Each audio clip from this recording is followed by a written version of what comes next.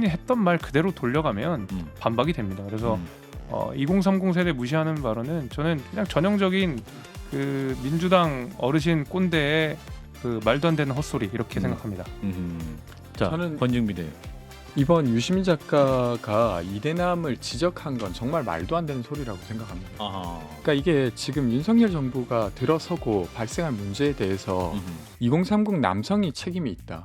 조금 더 가면 사실 윤석열 정부를 찍은 국민이 책임이 있다. 이런 식으로 말하고 있는 거예요. 그러네요. 저는 그렇게 말해서는 절대 안 된다고 생각합니다. 게다가 상당한 권한을 가진 이 기성세대가 어떻게 어떤 자신의 표를 행사했던 국민을 탓하고 있습니까?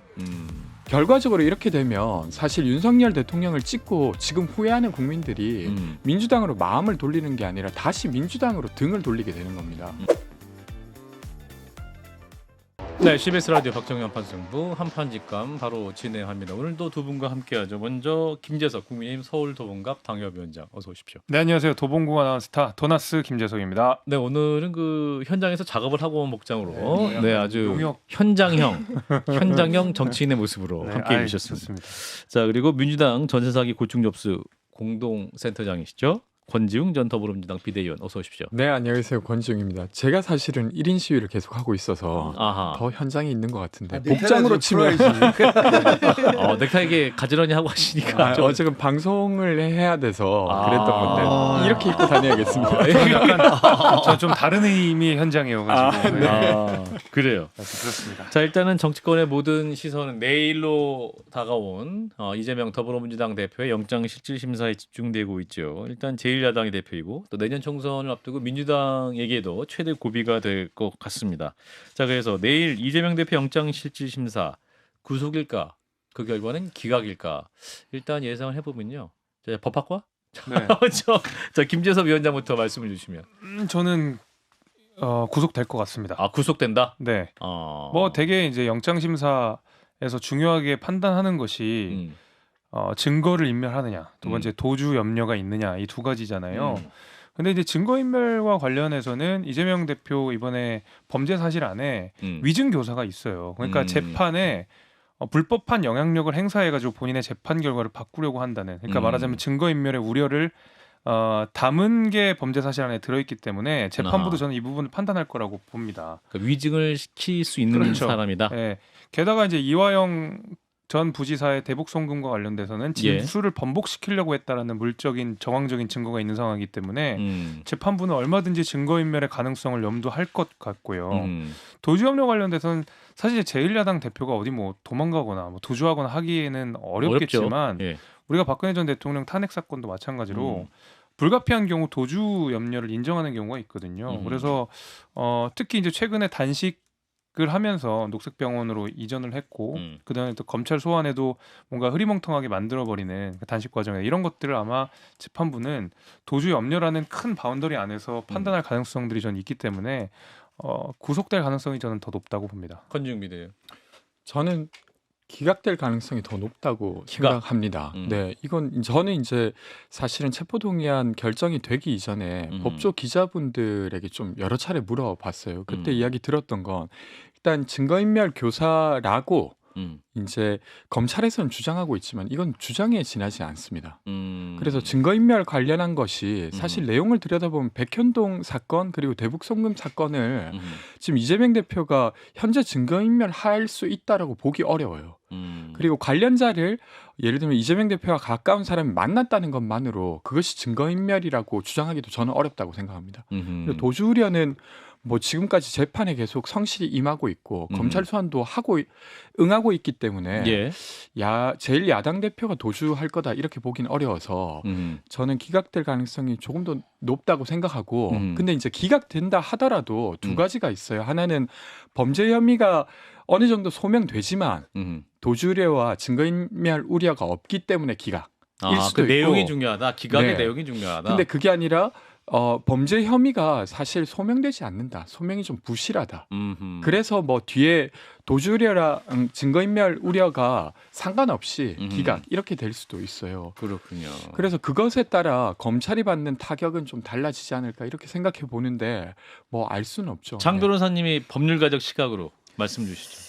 저는 경우의 수를 좀 나눠봐야 될 거라고 생각하는데 예. 지금 당장 기각이다, 발부다는 사실 본인의 의지가 많이 또 투영된 진단일 수도 있어서 그러니까 듣는 사람들의 네네 뭐 이야기하는 이야기하는 사람의 사람의 그래서 권지웅 전 비대위원의 말에 더 연장선상에서 말씀드리면 예. 이재명이란 정치인의 운명은 사실상 법원 손에 있다라고 보여집니다. 뭐 옥중공천 어쩌고 저쩌고 이야기들이 많이 나오지만 실제로 영장이 발부돼서 수감되는 순간 실제로는 어려울 겁니다. 여러 맥락에서. 그렇다면 법원이 어떤 판단을 할 때 정말 정치적으로는 생명이 연장되고 나아가서 정치적 날개까지 다느냐. 범죄의 상당성조차 제대로 소명되지 않았다고 법원이 언급하는 순간일 거예요. 예. 그 경우의 수가 하나가 남아있고 하나는 기각을 하더라도 지금 권지웅 전 비대위원이 말씀 주신 대로 야당 대표라서 증거인멸과 도주 우려가 없다. 범죄의 상당성은 상당히 소명이 됐다라고 이야기하면 정치적으로는 다시 계속해서 뭐 주장을 견제해 나가기가 상당히 어려워질 겁니다. 발부되면 말할 것도 없고요. 그렇다면 이런 국면에서 법원이 어떤 판단을 할 것인가? 저는 한동훈 장관이 국회에서 나온 이야기 그리고 국회에서 하지 못했던 발언을 언론에 릴리스해가지고 나온 그런 부분들 검찰이 여러 군데에 부비 트랩을 깔아놨다 이런 생각이 좀 들었어요. 부비 트랩. 뭐 그러니까 이거는 어떻게든 우리는 영장을 받아내겠다라는 강력한 의지랄까요? 아까 김 전 최고가 말씀 주신 것처럼 당협위원장 말씀 주신 것처럼 위증교사를 넣었단 말이에요. 이거는 다른 백현동 제3자 뇌물 대북 송금에 가려서 잘 언론 주목도는 높아지지 않았지만 검찰로서는 하나의 어떤 승부수인 겁니다. 이 사람은 위증교사를 했어요. 이게 비교적 근래에 있었던 거예요. 왜냐하면 본인이 내가 검사인데라고 했다는 그 사건은 상당히 과거 사건이에요. 그렇죠. 근데 그런 행동을 하지 않았다고 선거 국면에서 이야기한 걸 가지고 추가로 기소가 됐단 말이에요. 그러면 거기 증인으로 나오는 이른바 김병양 전 성남시장의 수행 비서에게 내 재판에 나와서 좀 이야기 좀 증언 좀 해달라. 근데 검찰의 시각은 거짓을 증언해달라고 얘기했다라는 겁니다. 어떤 거짓이냐? 그 당시에 너희 내부에서 PD에 대해서는 고소를 취하지만 이재명 쪽으로 책임을 몰자라고 해가지고 거기에 집중하는 방향으로 논의가 있었다는 식의 검찰이 그렇게 검찰의 사실상 영장 청구서 등에 담긴 내용인데 이걸 넣은 건요. 이걸로 처벌을 하겠다는 내용보다는 백현동과 이 대북 송금과 관련해서 풀어주면 언제든지 증거를 인멸할 수 있어요라는 이 스토리 라인의 탄탄함을 위해서 넣었다고 보여집니다. 그러면 검찰은 여러 군데 이야기를 하고 있죠. 그리고 그렇습니다. 야당 대표지만요. 지금 배임의 액수가 백현동이 200억이에요. 제3자 뇌물이 대북 송금은 800만 불, 800만 불 이러지만 이제 100억 정도입니다. 300억. 제3자 뇌물만 해도요. 1억 이상이면은 무기징역 내지 10년 이상이에요. 그럼 법원 입장에서는 범죄가 조금 소명이 돼도 그걸 부인하는 피의자에 대해서는 범죄를 인정하면 오히려 영장의 발부율이 낮아지기도 하거든요. 실무를 해보면. 인정하니까 자백하니까 증거인멸은 하지 않겠구나. 라는 취지로 보는 부분도 있기 때문에 이게 액수가 큰데 범죄 상당성 여부에 따라서 법원이 도주랑 증거인멸의 우려가 높다라고 볼 수 있는 거예요. 부인하면요. 그래서 이런 여러 맥락이 있기 때문에 저는 개인적으로 기각이 될 거라고 생각하지만 한번 좀 봐야 될 것 같습니다. 예. 자, 우리 김정혁 비대위원은 어떻게 보셨습니까? 일단 그 민주당에서 지지자들이 35만 명이나 탄원서를 냈다고 하는데 그 탄원서 내용에도 보면 범죄 혐의를 다투는 내용은 없어요. 증거인멸과 도주의 가능성이 없으니까 이거를 기각해 주십시오 이렇게 얘기를 하더라고요. 아마 그걸 보면서 민주당 지지하시는 분들도 과거에는 뭐 죄가 없는 사람을 잡아낸다고 그러더니 점점 그 입장이 좀 바뀌고 있는가 보구나라는 생각이 드는데 그 지금 다 세 분이 말씀하실 때 세 가지 중에 하나일 거 아니에요. 처음에는 구속을 시키면 범죄 혐의가 소명이 됐다. 그리고 증거인멸과 도주의 가능성도 있다. 도주는 없어도 적어도 증거인멸의 가능성이 있다. 왜냐하면 그동안에 재판에 영향력을 미치려고 무수한 시도를 한 것들이 여기저기서 드러나고 있다.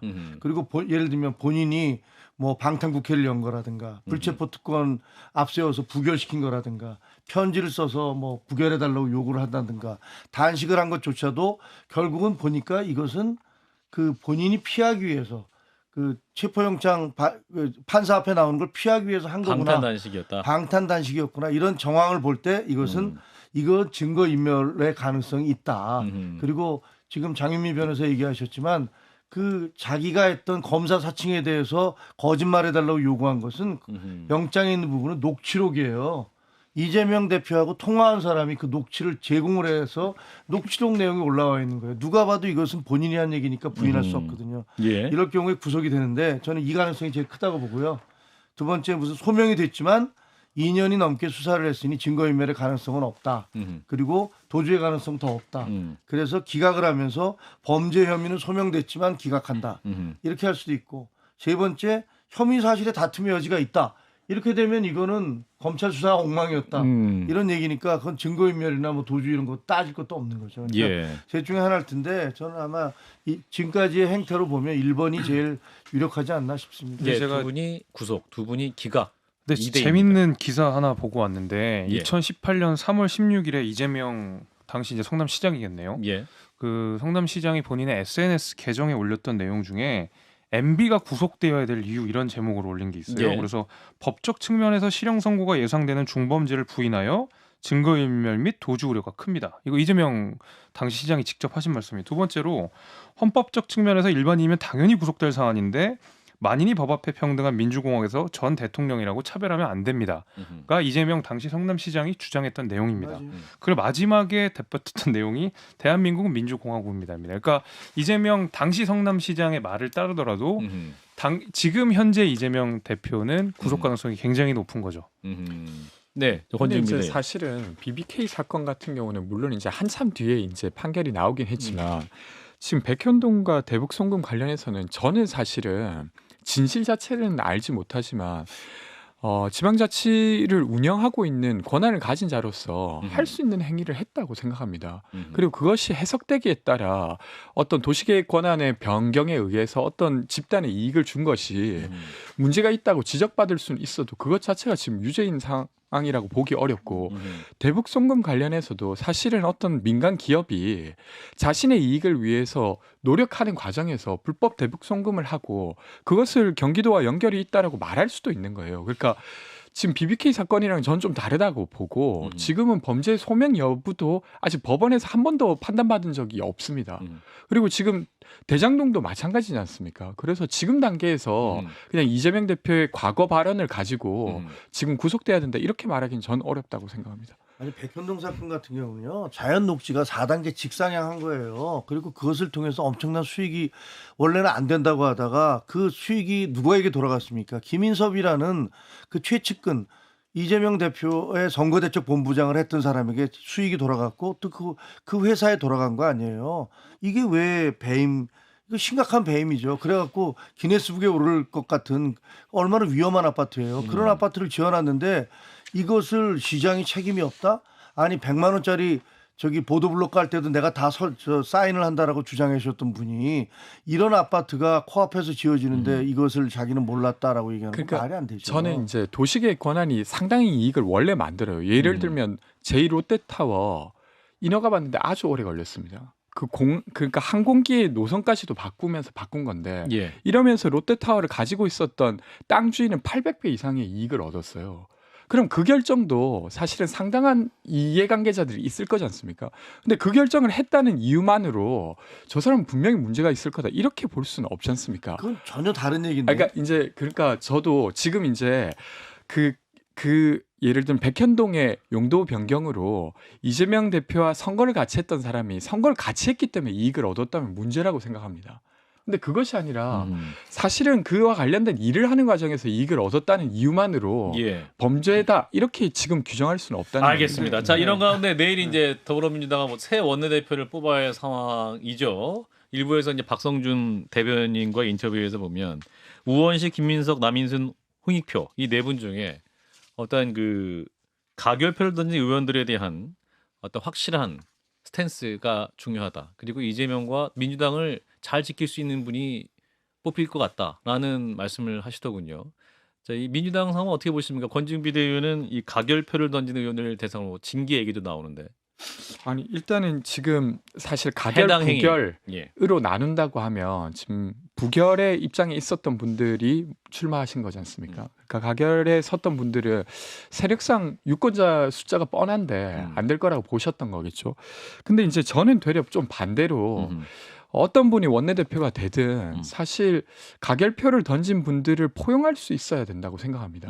그래야 민주당을 분당의 어떤 위기로부터 구할 수 있다고 생각되어서 예. 되레 지금 이 네 분의 후보가 이재명을 지키겠다라고 말하고 그건 당연히 해야 될 일이고 거기에 더해서 해야 될 일이 있다고 하면 가결표를 던졌던 이견을 표했던 의원들을 어떻게 포섭할 건가가 과제라고 저는 생각되고요. 포용 메시지까지 있어야 된다.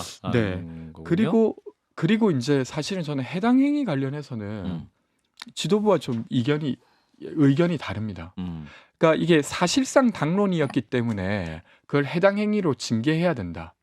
그러니까 물론 이제 지도부의 오늘 아침 라디오 발언을 보면 색출하는 건 불가능하다고 지금 민주당 지도부도 선을 긋고 있어요. 그렇습니다. 네. 예. 근데 하지만 의견을 스스로 밝힌 사람에 있어서는 징계해야 된다. 이렇게 말하고 계시는데 저는 사실상의 당론이라고 하는 건 그 당을 운영하면서 늘 있는 것입니다. 근데 지도부의 그 의견과 이견이 있었다는 이유로 징계의 대상이 된다고 하면 일상적인 어떤 정당의 운영이 불가능할 거라고 생각해서 이번에 아무리 답답하고 화가 나지만 징계해서는 안 된다고 생각합니다. 저는 네, 지금 김재섭 민주당의 위원장. 약간 집단 광기에 빠진 느낌이에요. 그 뭐가 해당 행위인지 전 잘 모르겠거든요. 일단은 그 지도부의 입장이 부결인가요? 저는 그것도 아니었다고 보거든요. 오히려 민주당의 입장은 가결이었다고 봐요. 왜냐하면 이재명 대표가 3번에 걸쳐서 불체포 특권을 포기하겠다고 선언을 했고 우여곡절 끝에 떠서 뭐 천신만고 끝에 내놓은 혁신위원회 1호안이 불체포 특권 포기잖아요. 예. 민주당의 당론은 불체포 특권 포기입니다. 근데 새삼스럽게 부결이라는 말을 하기에 민망했을 텐데 이제 와서 어떤 뭐 당론도 아닌 당론을 가지고 와가지고 그전 민주당 전혀 다른 입장인 부결을 갑자기 내놓으면서 가결표 던진다는 의원들한테 해당 행위라고 징계를 한다는 거는 오히려 그분들이 저는 해당 행위하고 있고 이재명 대표가 3번이나 천명했던 불체포 특권 포기라는 명제에 대해서 항명하고 있다고 보거든요. 그러니까 전혀 그러한 사실 판단을 하지 않은 채 그냥 이재명 대표를 지키지 않았어. 다 징계해. 다 죽여. 약간 이런 느낌이라서 저는 약간 요새 집단광기 같은 느낌이 들어요. 민주당은. 이재명 영장기각 탄원서가 지금 90여만 명이 참여했다. 그리고 민주당 의원 161명이 참여했다라고 이제 기사가 1시간 전에 나와 있는데 2시간 전인가요? 그럼 거의 모든 의원들 다 참여한 상황인 것 같고 뭐 이런 것 같습니다. 이제 이런 상황에서 내일 이제 구속이라는 결과가 나올지라도 옥중 공천 또 유시민 작가 같은 경우는 옥중 결재 얘기도 하는데 이게 법상으로 이게 옥중 공천이 유효합니까? 일단 이 문서라는 건 진정 성립이라는 게 상당히 중요합니다. 이 예. 문서의 최종 책임을 지는 날인자가 예. 본인의 의사대로 날인했는지 여부가 확인돼야 되는 거예요. 그러니까 김무성 전 대표도 옥새 파동. 예, 뭐 들고 나르샤 막 이랬던 거 아닙니까? 못 찍게 하면은 이 문서의 진정 성립이 마침표가 안 찍히는 거거든요. 그러면 만약에 수감이 된 상황에서 어떤 법적 리스크 전혀 없이 이게 이재명 대표의 의사로 날인된 문서가 맞구나를 갖고 안 그래도 공천에는 불복을 하고 이런 여러 전선이 형성될 텐데 그렇죠. 그 부분이 굉장한 잡음으로 나올 수밖에 저는 없을 거라고 생각합니다.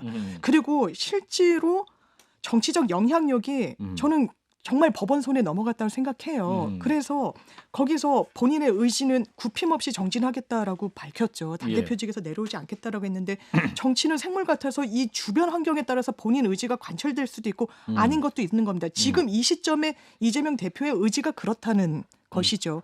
그리고 탄원서도 거의 100만 명을 목표로 했다라는데 상당히 그렇죠. 많이 모인 겁니다. 왜냐하면 그렇죠. 기본적으로 그렇습니다. 이 수사에 대해서 국민들도 약간 양갈래로 갈려져 있습니다. 그렇죠. 되게 이거는 처벌할 만하다. 검찰이 수사해야지라는 의견 분명히 있죠. 그렇지만 거기와 비슷한 몫으로 이거 너무 지겹다. 이거 얼마나 하는 거냐. 대체 이런 의견도 분명히 있습니다. 예. 네, 마무리하자. 그래서 이런 탄원 의견도 당원들도 있겠지만 이런 의견을 더해 주시는 분들이 있는 거예요. 저는 조금 덧붙이자면 일부 언론에서 민주당 의원들에게 탄원서를 요구한 것이 마치 색출 작업의 연장선상인 양 이야기하는 것 대단히 부적절하다고 생각합니다. 왜냐하면요. 가결표를 던졌더라도 이 가결표의 의미는 구속시켜가 아니다. 본인이 이야기했으니까 영장실질에 나가는 건 맞지 않겠느냐 정도의 의미예요. 정확히는. 그런데 탄원서는 영장 실질해서 우리 기각해 주세요. 왜냐하면 당 대표고 우리가 그 분의 어떤 업무 집행의 지시를 받아야 되는 현직 의원의 이런 문제들도 있습니다라고 읍소하는 겁니다. 법률적으로 탄원서는 큰 의미가 없기도 하거니와 이 부분과 관련해서도 너무 정파적으로 접근할 것 자, 같습니다. 여기서 또 이제 유시민 작가가 2030 그 남성들에 대해 저격을 했죠.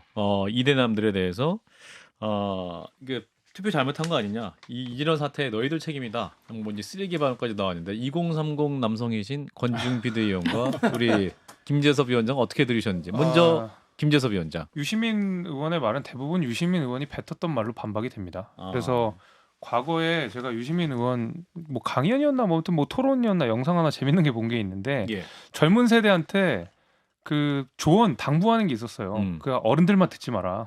여러분 도전하세요. 어른들 말을 듣지 말고 여러분들 선택하세요. 예, 그런 얘기를 했었고 또 노인 폄하 발언 있었잖아요. 60대 이상은 뭐 어쩌다. 그러니까 대부분 유시민 전 의원의 말은 본인이 했던 말 그대로 돌려가면 반박이 됩니다. 그래서 2030 세대 무시하는 발언은 저는 그냥 전형적인 그 민주당 어르신 꼰대의 그 말도 안 되는 헛소리 이렇게 생각합니다. 자, 저는 권중 비대위원. 이번 유시민 작가가 이대남을 지적한 건 정말 말도 안 되는 소리라고 생각합니다. 그러니까 이게 지금 윤석열 정부가 들어서고 발생한 문제에 대해서 2030 남성이 책임이 있다.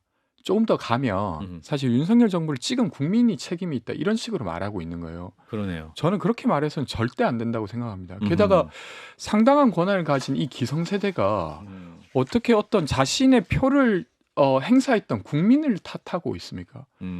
결과적으로 이렇게 되면 사실 윤석열 대통령을 찍고 지금 후회하는 국민들이 민주당으로 마음을 돌리는 게 아니라 다시 민주당으로 등을 돌리게 되는 겁니다.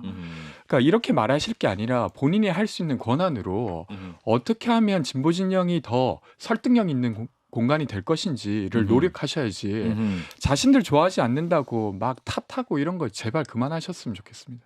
예. 자, 이런 건데 김의겸 의원이 또 그 영장 실질 심사를 하는 유창훈 서울중앙지법 판사가 한동훈 장관과 서울법대 동기다라는 주장을 했다가 이게 또 잘못된 정보였죠. 취재에 구멍이 있었다, 잘못 알았다, 실수를 인정했는데 이 실수는 어떻게 보셨는지.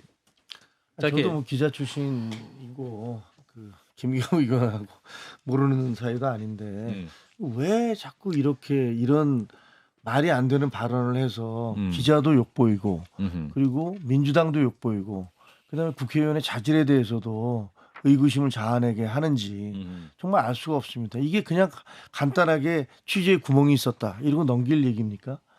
그 이전에 청담동 발언에서부터 시작해서 상식적으로 도저히 납득이 안 되는 얘기들을 연속적으로 하고 있는 거잖아요. 예. 또 거기에는 또 EU 대사에 대해서 의도적으로 하지 않은 발언을 거짓말로 했다가 곧바로 사과하는 그런 사태까지 있었기 때문에 이런 것들이 저는 개인적으로는 굉장히 이재명 대표에게는 안 좋은 해당 행위를 하고 있구나. 저런 발언 자체가 이재명 제가 판사라면 야 저분들은 이상한데 나에 대해서도 저렇게 거짓말을 하고 엉뚱한 얘기들을 해대고 그러니 저분들이 하는 얘기를 어디까지 믿어야 되는 거야? 뭐 이런 의구심이 들 것 같아요. 그래서 결코 민주당의 좋은 얘기가 아니고 이재명 대표의 사법 처리에도 도움이 안 된다. 자, 장 변호사님 한숨 쉬셨는데 20초. 판사를 자극하지 말라고 변호인들이 항상 얘기합니다. 뭐 이를테면 의뢰인이 또 유명인이고 이러면 여론전을 한번 펼까요? 기자회견을 할까요? 뭐 이런 식의 문의를 하면 하지 마십시오. 판사 법원이 그런 걸 싫어합니다라고 이야기를 하는데 뭐 이해는 됩니다. 선회하자면 나이가 같아요. 그러니까 학번도 같겠지 뭐 이런 겁니다. 근데 이 영장전담 판사는 재수 93 학번이고 한동훈 장관은 재수라는 이제 92 학번이고 그러니까 이게 비슷하지 않겠냐라고 나이가 같으니까 미리 예단했군요. 들었다는 건데 부적절하죠. 서울대법대 한 300명 돼요. 한 학년에. 무슨 그거. 또 강서구청장 얘기해 드리는데 유튜브 연장전 한 5분만 할까요? 네. 좋습니다. 괜찮으시겠습니까? 괜찮습니다. 우리 밖에 있는 스태프들이 웬일이야 저 사람들 하고 있는데 워낙 사태가 위중하니 우리 기술 감독도 유의해 주세요. 연장전 5분만 할 수 있도록 하겠습니다. 용서해 주세요. 네, 잠시 광고 듣고 옵니다. 자, 유튜브 연장 방송 오신 여러분 환영합니다. 우리 애청자 여러분들이 의리가 있으세요. 한 번도 안 나가가지고 숫자가 늘고 있습니다. 자, 활활 붙은 강서구청장 보궐선거 표심 어디로 향할 것이냐.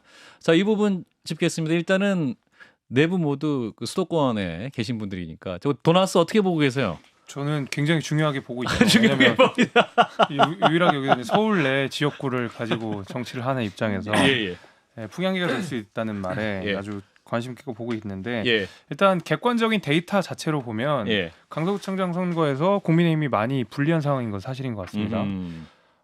그리고 제가 이제 한편으로 조금 그 걱정이 된다고 하는 부분은 뭐냐면 이제 앞서서 뭐 그 사면 복권 이런 얘기는 너무 많이 했고 그 강서구라는 데 특징, 그다음에 강서구 그 국민의힘 내부의 어떤 정치 역학관계 같은 것들을 말씀을 드리자면 그 전에 이제 김진선 후보가 계셨거든요. 그렇죠. 김진선 후보가 강서구에서 굉장히 활동을 많이 하셨었고 조직이나 이런 면에 있어서도 좀 그 충청권을 중심으로 많이 갖고 있었던 것이 사실입니다. 근데 강서는 그 유권자 구도가 어떻게 돼 있냐면 호남이 한 30% 정도고 이제 충청이 한 30% 정도고 나머지 이제 뭐 강원, 서울 이렇게 해서 섞여 있는데 강서가 유독 충청권이 많아요. 인천도 마찬가지고요. 그래서 인천에 국민의힘 공천되시는 분들 보면 대부분 충청도 출신인 분들이 많아요. 그래서 안상수 의원이라든지 뭐 이런 분들이 되게 그 인천과 강서 쪽으로 연결되는 충청권 인구가 많기 때문에 그렇거든요.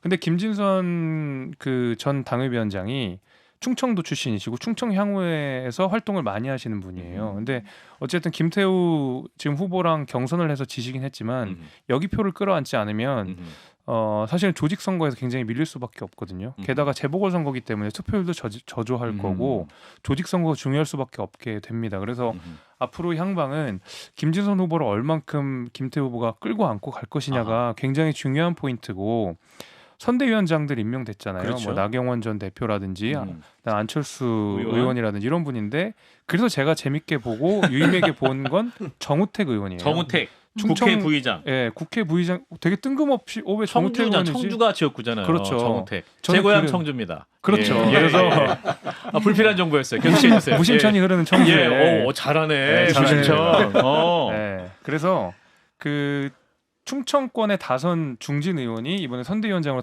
들어간 거는 그런 굉장히 중요한 의미가 있다는 말씀을 드립니다. 네, 우리 권지웅 비대위원은 아니 제가 그 강서구청장 그 선거 관련해서 좀 이야기 드릴 게 있는데 강서구가 전세 사기 피해자가 가장 많은 구 중에 하나예요. 그래서 제가 이제 1인 시위를 전세 사기 피해 조사를 하자고 하고 있는데 국회 앞에서 하다가 한 지난주부터는 강서구에서 하고 있습니다. 거기서 한 시간 정도 서 있으면 물론 이제 저한테 말을 거시는 분은 민주당 지지자일 가능성이 좀 높습니다. 근데 이제 해주시는 이야기 중에 가장 빈도가 높은 것은 윤석열 정부 너무 오만하다는 거예요.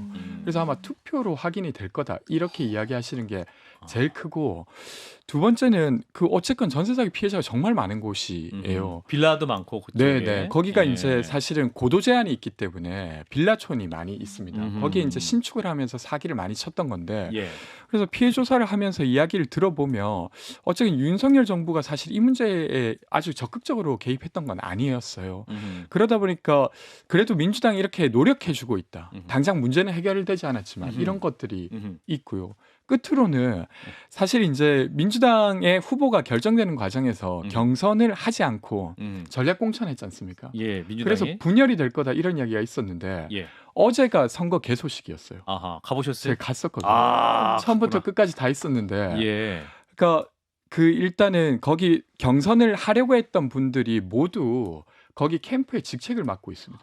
그리고 민주당 분위기가 좋은데요? 그 자리에서도 오셨더라고요. 그래서 대변인도 하고 상황실장도 하고. 그렇군요. 그래서 뭐 구호는 이런 거예요. 윤석열 정부에 진짜 교훈을 줄 진교훈이다. 이렇게 하면서 잘 지었네요. 아니 그래서 지금 사실은 민주당 분위기는 어떠냐면 김재섭 위원장 얼굴에 흑빛이 됐어요. 이거 좀 잘 지었는데 여기가 약간 도너스에 이은 괜찮은 진교훈 후보 진짜 잘. 근데 이제 제가 괜찮네. 그 후보께서 경찰 출신이고 사실 연설이나 이런 거 정치는 또 다른 영역이니까 잘 못하실 수도 있지 않을까 이렇게 했는데 발언하시는 걸 듣고 거기에 이제 뭐 추미애 전 의원이나 이런 분들이 정말로 잘한다. 저도 듣는데 강약 조절 진짜 잘 하시는구나. 선거운동 너무 세게 하시네요. 제가 어제 좀 감동을 받아가지고. 등등 국민의힘 마음 짜네요. 그래. 조금 더 이야기 드릴 거 있는데 일단 먼저 하시죠. 자, 위태로운 얼굴을 보고 계신 김정혁 전 비대위원. 네, 수도권 출마 예정. 네, 말씀 주세요. 아니 그게 아니고. 저는 뭐 개인적으로는 그 우리가 귀책 사유가 있기 때문에 어쨌든 그 공익선거 공익 제보를 한 분임에도 불구하고 여러 가지 우여곡절을 거쳐서 대법원 문재인 정부 하에서 임명됐던 대법관들이 다수였던 대법원에서 유죄 판결을 내렸잖아요. 그렇기 때문에 우리는 좀 안 하는 게 좋겠다. 안 내보내는 게 좋겠다는 얘기를 여러 차례 했었고 사실 당 지도부도 처음에는 그렇게 그런 기류가 있었죠. 그런 기류를 갔었던 걸로 알아요. 예. 근데 제가 이렇게 보면서는 야 역시 정치는 한 개인의 권력 의지라 할까 이런 것도 굉장히 중요하구나. 반드시 돼야겠다. 이런 생각을 하게 됐는데 왜냐면 이 김태우 후보가 죽어도 가겠다 나는 나가겠다. 뭐 이런 식으로 나오는데 이 보면은 김태우 후보가 사실 거기 나온 분들 중에서 제일 경쟁력이 높은 것도 또 사실이에요. 그리고 구청장을 하는 동안에 여러 가지 자기 나름대로의 프로젝트를 끈기 있게 밀어붙였고 힘있게 밀어붙였고 그 부분에 대해서의 평가를 받는 것도 있다고 저는 생각을 해요. 그래서 물론 뭐 진짜 교훈을 본인이 받을지 남에게 줄지는 저는 잘 모르겠습니다만 제가 드리고 싶은 말씀은 그 정치판이 그렇게 쉬운데 아닙니다. 이렇게 낙하산으로 내려와서 남에게 교훈 주겠다고 하면은 본인이 진짜로 교훈을 받을 가능성도 그러니까 이제 적지 않다. 저는 그거 10월 11일 날 저녁에 보면 될 것 같은데. 근데 제가 이게 후보를 직접 만나 뵈니까 감동이 있었어요. 그러니까 전세 사기 피해자 만났을 때도 정말 미안해하더라고요. 기성세대로서 진교훈 후보가 어떻게 이런 일이 이렇게 벌어질 수가 있냐. 너무 미안하다. 이런 것도 그렇고 사실 만나는 분들이 꽤 많이 저한테 따로 이렇게 이 후보는 진짜 잘하는 것 같다 이렇게 이야기하시더라고요. 그래서 그렇군요. 근데 이 선거가 단순히 이제 총선 전에 남아 있는 선거라서 의미가 있을 뿐만 아니라 강서구가 인구가 되게 많습니다. 서울에서 송파 다음으로 가장 많은 구예요. 그렇군요. 근데 여기에서 표심이 어디로 가느냐가 사실은 그 강서에서 어떤 결정이 나오는 것을 강서 구민들이 느끼고 또 주변에 이야기하게 되는 거죠. 그렇게 하기에 파급력이 되게 큰 구다. 그런 생각이 듭니다. 우리가 되게 국민의힘이 졌던 곳이에요. 맞아요. 그리고 이번에 이제 김태우 구청장이 된 거는 그 대선의 여파로 해서 뭐 우리가 여러 군데에서 이겼기 때문에 같은 곳이기 때문에 사실은 뭐 저희도 한번 면밀히 검토해 보겠습니다만 1분씩 판 자체가 우리에게 마무리하겠습니다. 좋은 판은 아니에요. 자, 1분씩. 자, 우리 김재섭 위원장. 국민의힘의 경쟁력을 이제 말씀을 드리면 앞서 말씀하신 대로 그 공항 갑자기 이분들 열심히 방송하시네. 야, 계속해. 공항 얘기를 하셨습니다만은 사실 공항 때문에 가장 많은 피해를 보는 지역은 김포보다는 강서 쪽이거든요. 이쪽에 이제 고도 제한도 많이 걸려 있고, 근데 고도 제한이 걸려 있다라는 것은 결국 그쪽에 있는 부동산을 소유하신 분들 이런 분들의 이제 투표와 아주 밀접한 연관이 지금 있거든요. 근데 고도 제한 완화는 누구만 할 수 있다? 여당만 할 수 있다. 감사합니다. 자, 야당 반론 딱 1분 듣고 마무리하겠습니다. 저는 김종혁 변호사. 위원님 같은 생각을 한때 했었습니다. 언제 했었냐면 서울, 부산 보궐선거 할 때 그래 민주당이 후보를 내야지 어떻게 후보조차 안 낼 수 있어라고 생각했지만 제가 느낀 교훈은 국민이 현명하구나, 국민이 무섭구나였습니다. 진교훈. 이 부분 본인이 잘못해서 치러지는 선거에 본인이 등판한다? 국민들이 용납하지 않으실 겁니다. 자 10월 11일이죠. 보궐선거에 과연 우리 유권자들의 선택은 어떨지 일단 지켜보도록 하면 그 전에도 우리가 또 얘기할 시간은 많이 있을 것 같습니다. 오늘 오랜만에 연장 방송했는데 애청자 여러분도 많이 함께해 주셨고 또 의리의 네 분도 함께해 주셨습니다. 내일은 이준석 전 대표가 일부에 나옵니다. 우리 방송을 유튜브로 함께하고 있는 애청자 여러분도 내일도 그대로 꼭 많이 와주시고 소문도 내주시기 바라겠습니다. 함께해 주신 권중희 비대위원, 김재섭 위원장, 김정혁 비대위원, 장미 변호사 네 분 고맙습니다. 감사합니다. 네, 내일 뵙죠. 좋아요, 구독, 알림 설정.